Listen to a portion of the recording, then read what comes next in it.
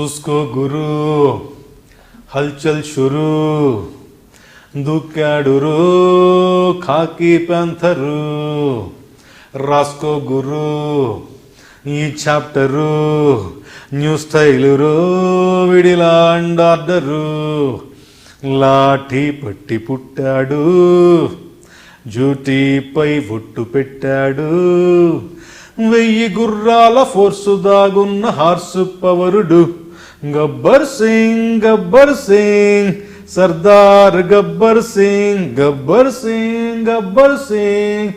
he wants to do something. Brahmanandam గారు మిమ్మల్ని ప్రతిసారి ఆ సినిమా మొత్తంలో ఒక 10 సార్లు అంటారేమో ఒరే శాస్త్రి అని.